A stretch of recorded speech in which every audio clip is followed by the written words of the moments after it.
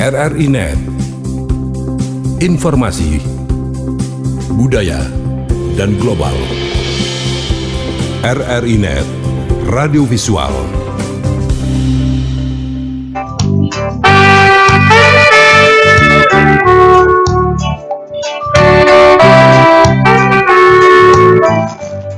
Pukul 7 waktu Indonesia Tengah, Radio Republik Indonesia Roti menantikan saat warta berita.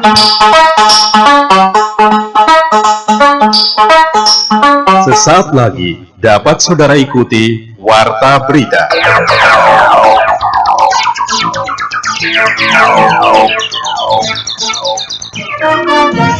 Radio Republik Indonesia dengan warta berita.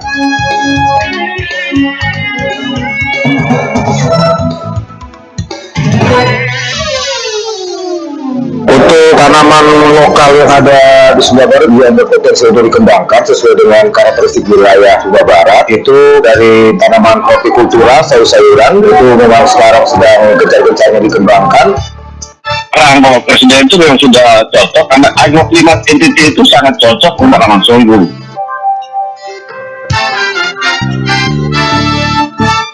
Pukul 7 waktu Indonesia Tengah dari Rotendao, Nusa Tenggara Timur. Anda mengikuti rangkaian informasi yang kami rangkum dalam Warta Berita NTT Pagi, edisi hari ini Rabu 31 Agustus 2022. Dan dua informasi yang menjadi berita utama pagi ini diantaranya: hortikultura, tanaman pangan, perkebunan pendukung perekonomian warga Sumba Barat. NTT siap tanam sorghum 15.000 hektar tahun 2022. Dan maksud kami 2023. Dan pendengar, inilah Warta Berita Pagi selengkapnya bersama saya, Dina Yulianti.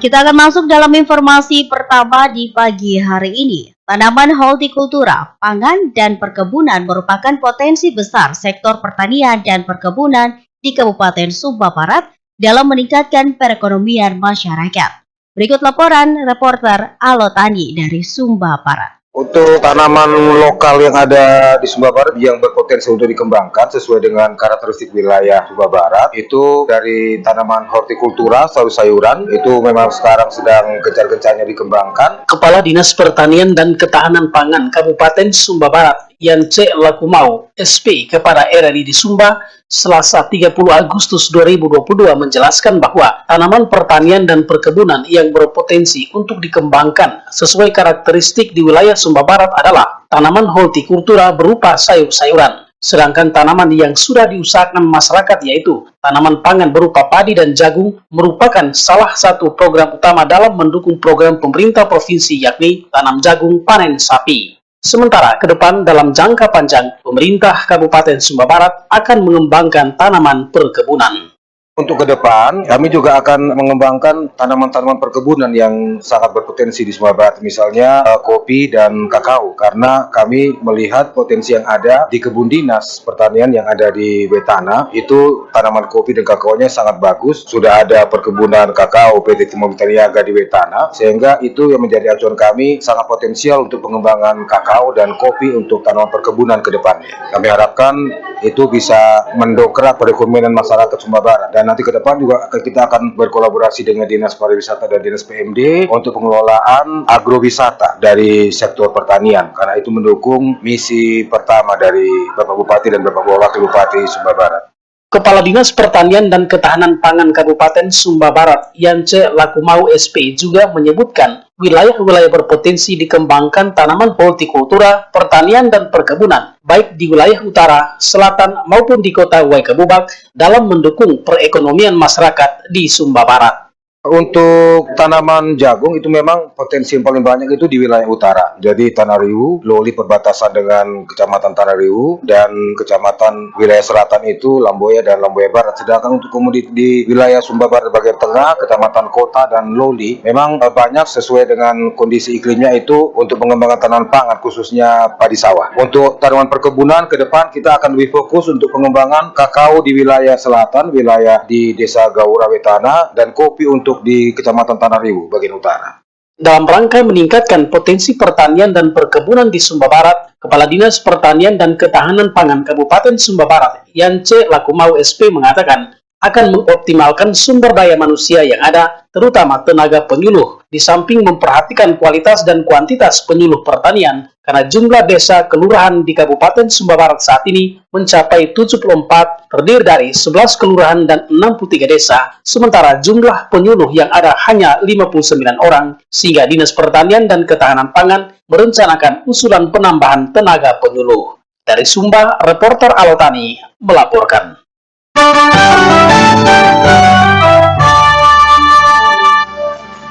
Pendengar, terbatasnya tenaga operasional Medan yang cukup sulit untuk dilalui petugas dan tidak tersedianya dana operasional bagi petugas untuk mendata para korban menjadi kendala utama tidak maksimalnya pencairan bantuan seroja di kabupaten kota di NTT. Berikut Analopo melaporkan. Saya kira memang tidak bisa tidak, memang mereka harus didukung dengan biaya operasional. Yang kita dorong, kalau memang kita bisa menggunakan mekanisme perubahan penggunaan anggaran melalui perubahan. Kita tidak saja mengejar realisasi, tetapi kita harus memastikan kebutuhan dasar warga terdampak. Kepala Badan Penanggulangan Bencana Daerah Provinsi Nusa Tenggara Timur, Ambrosius Kodo menegaskan tidak tersedianya dana operasional bagi petugas di lapangan dan medan yang cukup sulit untuk dilalui petugas menjadi faktor utama tidak maksimalnya pencairan bantuan seroja di kabupaten kota di Nusa Tenggara Timur.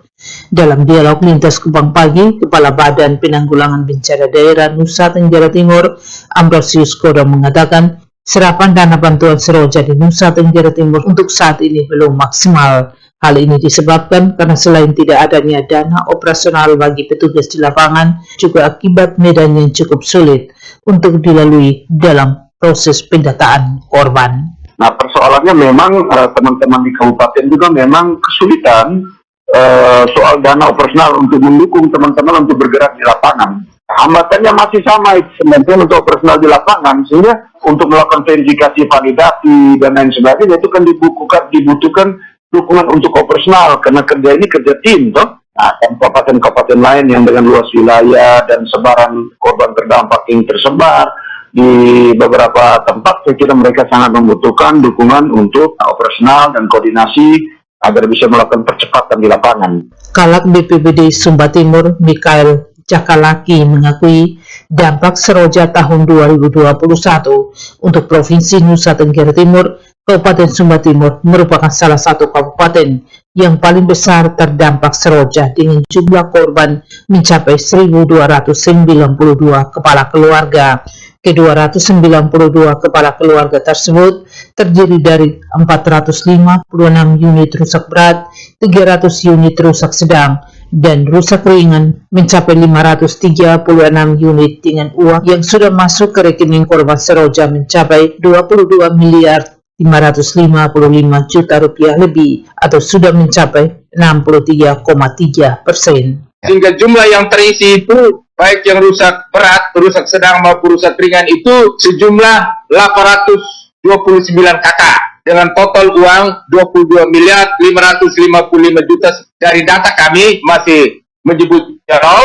Kenapa tim sekarang itu sebagai tim teknis sedang berada di lapangan, selain melakukan sosialisasi teknik, juga melihat kepada rumah-rumah yang sudah terbangun, termasuk kepada masyarakat-masyarakat yang sudah membangun rumahnya, sedang dihitung secara teknis oleh tim teknis yang ada di lapangan. Masalah kepemilikan hak atas tanah menurut Bupati Timur Tengah Selatan Ibi Tehun menjadi persoalan tidak berjalan optimalnya pencairan dana bantuan seroja untuk 162 unit rumah korban seroja di Kabupaten Timur Tengah Selatan. Kami masih ada terhambat, ada 120-an itu masalah tanah. Jadi kebebasan lahan belum dapat rekomendasi dari punya tanah, tapi saya sudah minta untuk kami pakai undang-undang agraria terbaru. Kalau dia sudah menghentikan tahun, itu bisa langsung, tidak harus perlu minta rekomendasi lagi. Saya komitmen untuk bisa kami laksanakan karena biar bagaimanapun dan ini bisa untuk rakyat TTS, teman kena bencana seroja. Penyerapan bantuan dana stimulan perumahan bagi korban terdampak badai seroja kepada masyarakat yang rumahnya mengalami kerusakan berat, sedang, dan rusak ringan akan berakhir pada bulan September 2022. Dari Kupang, Analopo melaporkan.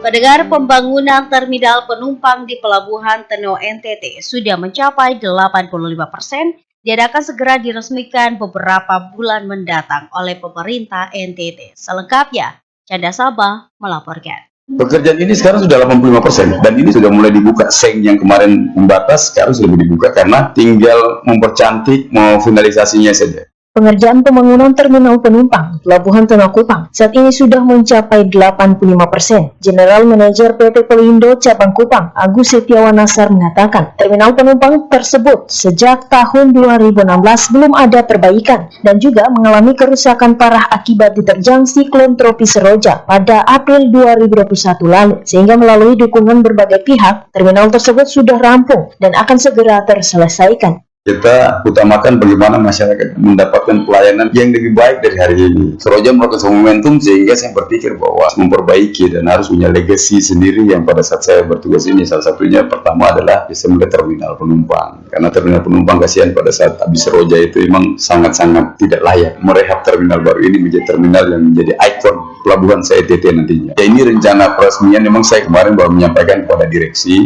untuk diresmikan oleh pemerintah sendiri di sini. Kami mengusulkan untuk Pak Gubernur karena ini merupakan buah tangan dan hasil upaya kami bersama, tidak terlepas daripada dukungan penuh pemerintah provinsi sehingga yang tadinya 2016 sampai dengan 2021 itu 0 rupiah untuk pembangunan ini, hari ini bisa kita lihat sudah 85% berdiri dan tinggal finalisasi aja. Pembangunan terminal penumpang di Pelabuhan Teno NTT yang hampir terselesaikan mendapat tanggapan baik dari Ketua Ombudsman Perwakilan NTT, Darius Bedaraton mengharapkan pekerjaan tersebut bisa cepat terselesaikan untuk memberikan kenyamanan bagi para penumpang. Kita menyambut baik itu segera bereskan supaya penumpang dilayani dengan baik, tidak harus berada di tank-tank atau di tenda-tenda darurat seperti karena itu selama ini calon penumpang kan harus berada di tank-tank, tenda-tenda yang disiapkan darurat itu ya. Terminal penumpang yang sedang dibangun memiliki daya tampung sebanyak 6.000-an penumpang, setelah sebelumnya hanya mampu menampung 3.000 penumpang. Terminal tersebut direncanakan akan diresmikan langsung oleh pemerintah Provinsi NTT setelah mencapai 100% pengerjaan. RRI Kupang, Canda Sabah melaporkan.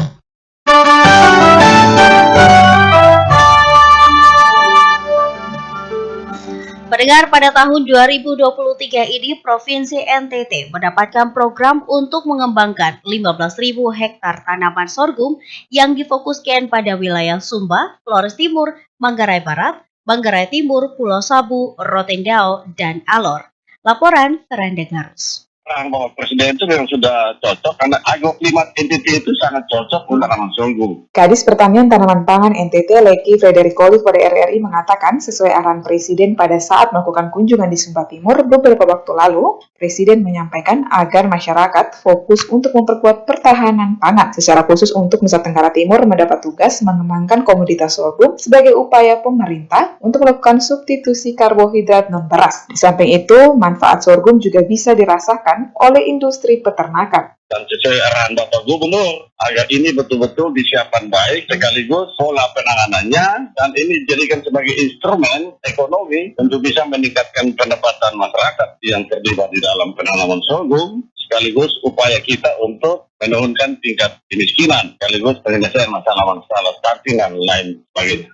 Lanjut lagi, untuk menanam sorghum sebanyak 15.000 hektar tersebut, tentu pertama pemerintah harus menyiapkan benih mulai tahun ini. Karena pada tahun 2022, pemerintah akan menanam sorghum sebanyak 3.200 hektar, dan nantinya hasil tanaman tersebut akan dijadikan benih untuk memenuhi 15.000 hektar sorghum di tahun 2023, sekaligus mendukung kebutuhan benih secara nasional untuk pengembangan sorghum di tahun 2023. Skema yang telah disiapkan Dinas Pertanian NTT akan mengikuti ekosistem tanam jagung panen sapi oleh Gubernur NTT, di mana keterlibatan semua pihak sangat dibutuhkan. Ini merupakan tahun ketiga pemerintah provinsi melaksanakan program penanaman sorghum. Kita sudah petakan wilayah-wilayah marginal yang selama ini masyarakat tidak usahakan oleh karena keterbatasan sumber daya air. Kita fokus ke sana untuk bisa mengintervensi komoditas sorghum ini sehingga bisa mengajak masyarakat yang ada di wilayah-wilayah yang kering dan marginal itu untuk mulai berproduksi, membangun ekonominya, dan kemudian mereka bisa mendapat kemudahan akses baik itu pangan maupun ekonomi. Sorghum memiliki banyak manfaat mulai dari akar hingga bijinya, sehingga kalau tanaman sorghum dibudidayakan dengan jumlah yang besar, maka akan meningkatkan ekonomi masyarakat. RRI ND Veranda Garus melaporkan.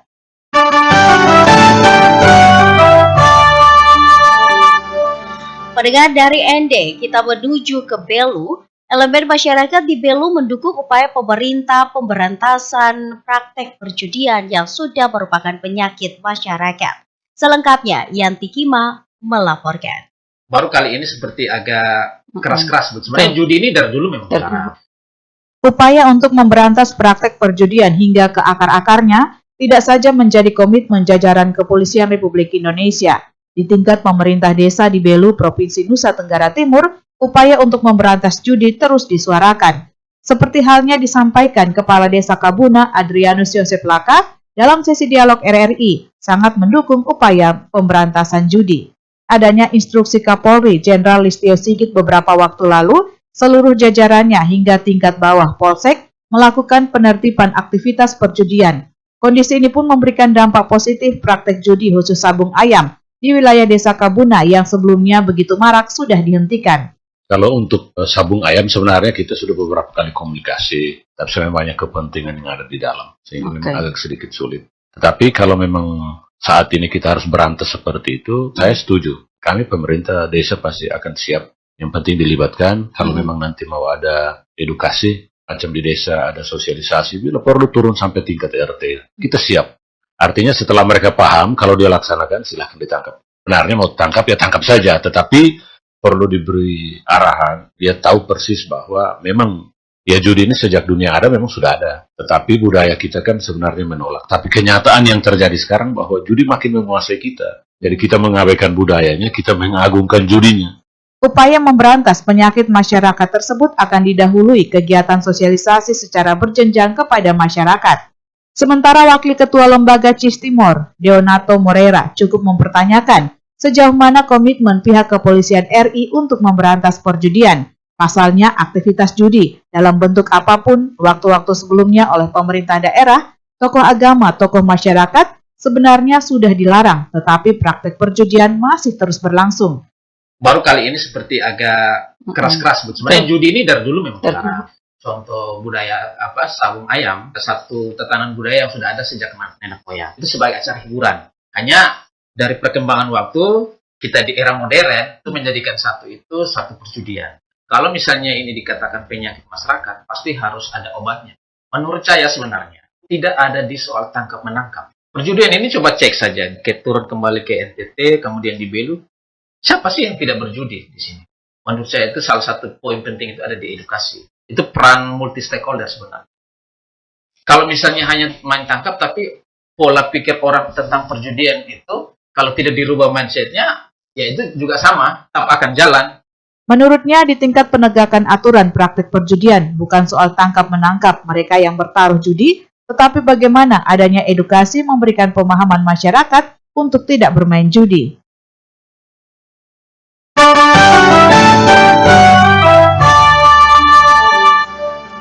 Pendengar, ajukan proposal ke Kementerian Perindustrian kelompok menjahit Pianti Busana Kabupaten Rotendao mendapat kunjungan dari pejabat fungsional pembina industri pada Direktorat Industri Kecil dan Menengah.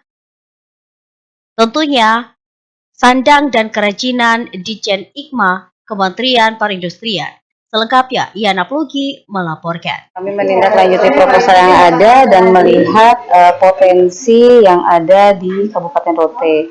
Kelompok menjahit Pianti Busana mendapat kunjungan dari pejabat fungsional pembina industri pada Direktorat Industri Kecil dan Menengah, Kimia, Sandang dan Kerajinan Ditjen IKMA atau Industri Kecil Menengah dan Aneka, Ibu Enti Nurmayati. Kedatangan Ibu Enti Nurmayati ke Kabupaten Rotendao terkait mengunjungi kelompok menjahit Pianti Busana yang beberapa waktu lalu mengirimkan proposal permohonan bantuan peralatan. Saya dari Kementerian Perindustrian dalam kunjungan hari ini menindaklanjuti proposal yang sudah sampai ke Kementerian Perindustrian dari Kementerian Wanita Jadi kami menindaklanjuti proposal yang ada dan melihat potensi yang ada di Kabupaten Rote.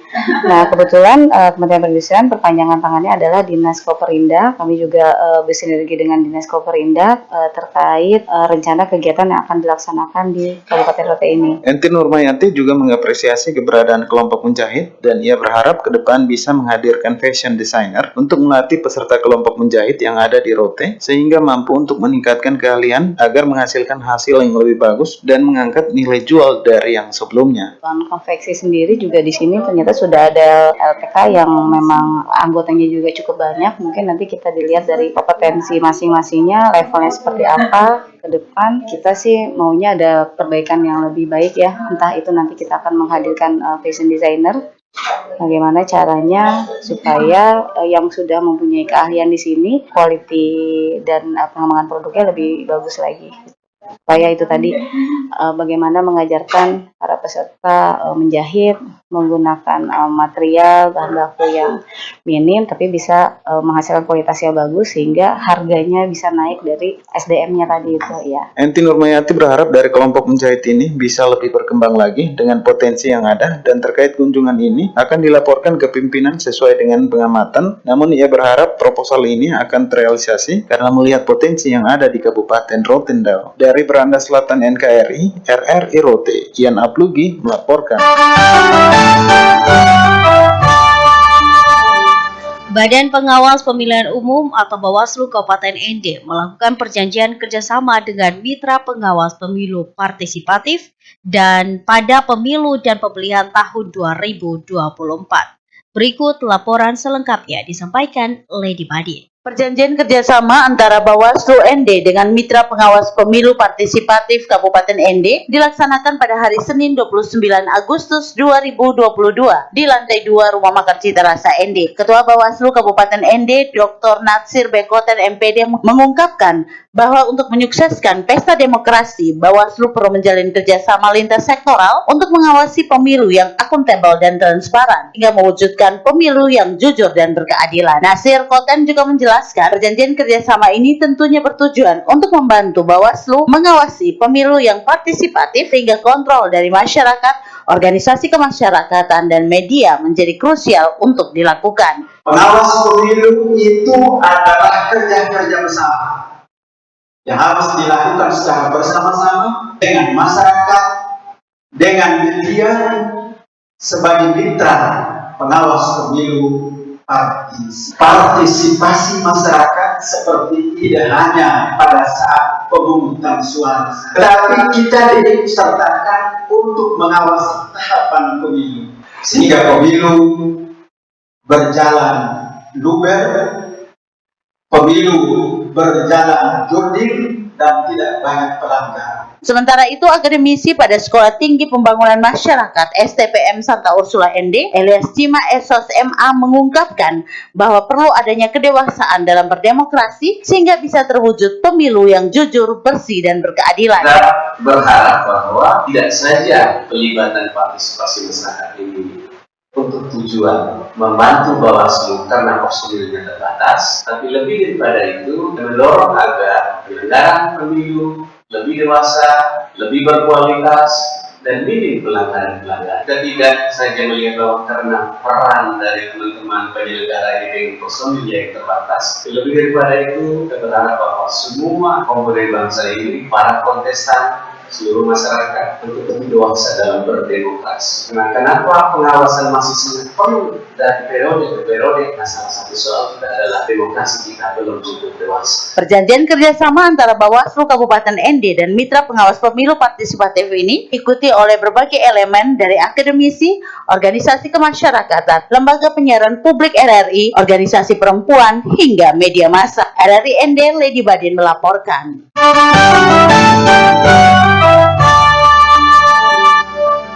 Pendengar, terima kasih Anda masih mendengarkan Warta Berita Pagi. Dan di pagi hari ini saatnya kita masuk dalam informasi olahraga. Informasi olahraga. Pendengar, panitia pelaksanaan event pacuan kuda telah melakukan pendaftaran kuda sebanyak 400 ekor pada hari keempat. Kuda-kuda tersebut akan mengikuti turnamen pacuan kuda pada tanggal 5 September 2022 mendatang. Laporan Jelly Lende dari RRI Sumba. Terkait pelaksanaan pacuan kuda tanggal 5, sebenarnya ini memang perencanaan jangka panjang yang memang sudah ada dalam DPA Dinas Peternakan. Kami ditunjuk sebagai ketua panitia pelaksana kegiatan ini. Ya tentu ada persiapan-persiapan yang harus kami lakukan, persiapan awal, yaitu melakukan rapat panitia. Pemerintah Kabupaten Sumba Barat kembali menggelar turnamen pacuan kuda pasca pandemi COVID-19.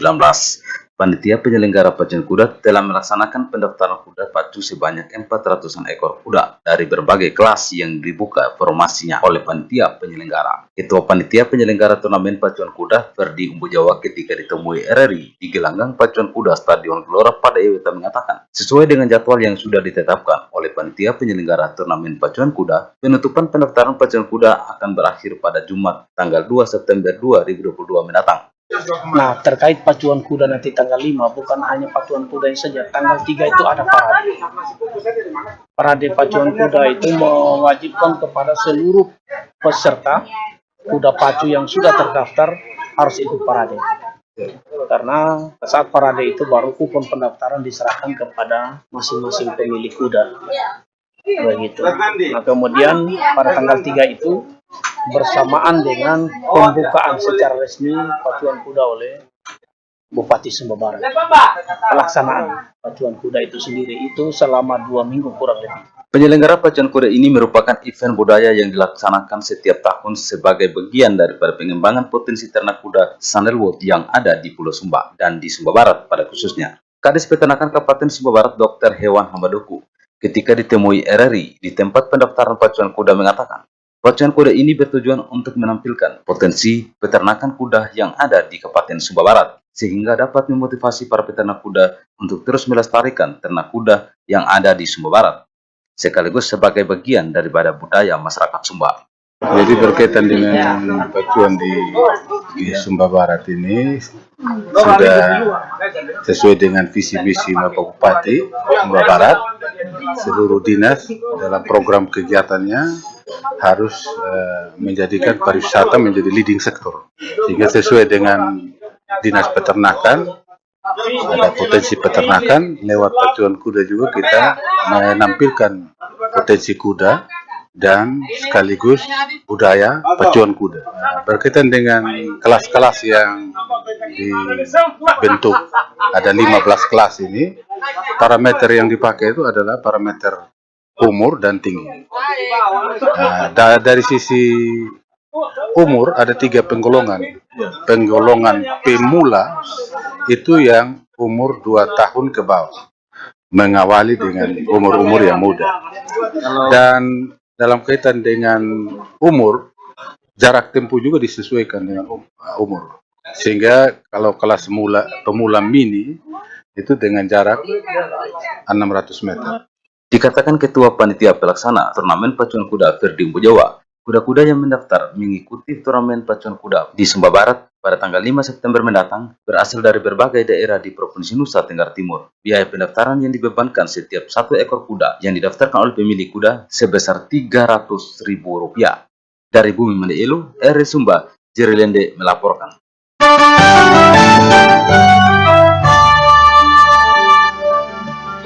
Pendengar, sebelum mengakhiri warta berita pagi, kembali kami sampaikan pokok-pokok berita. Hortikultura, tanaman pangan, perkebunan pendukung perekonomian warga Sumba Barat. NTT siap tanam sorghum 15.000 hektar tahun 2023. Pendengar, demikian akan informasi terkini yang disampaikan melalui warta berita pagi. Atas nama kerabat kerja yang bertugas, saya Dina Yulianti mengucapkan terima kasih. Selamat pagi dan sampai jumpa.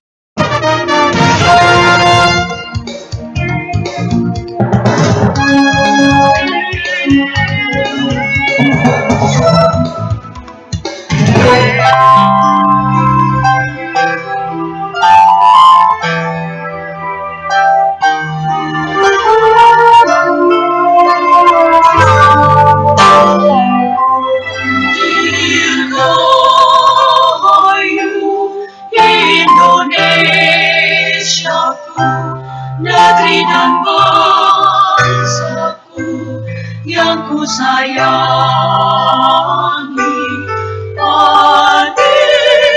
Aneka suka dan duka ada maaf Tuhan, tak kita jalani.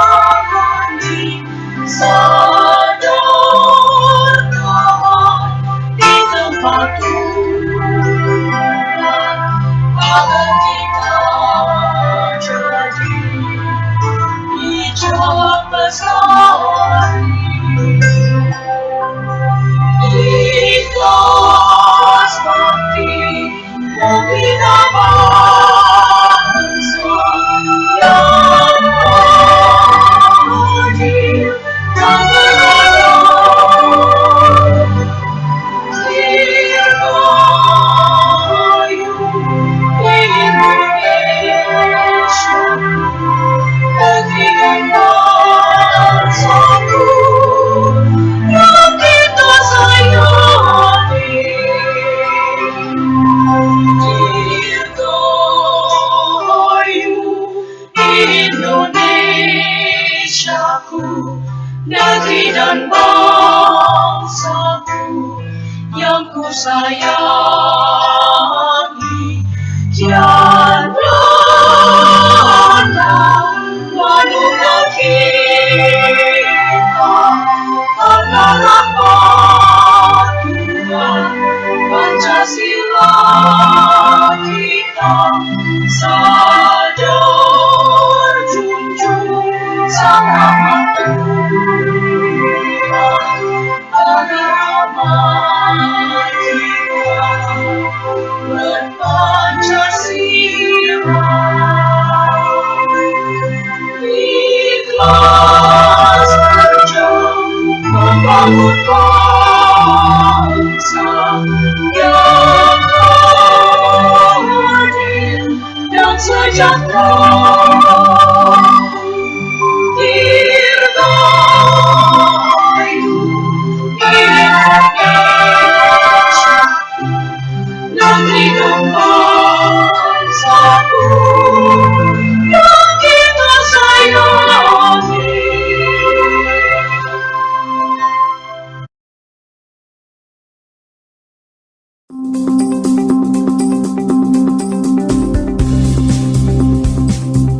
RRI Net, informasi, budaya, dan global. RRI Net, radio visual.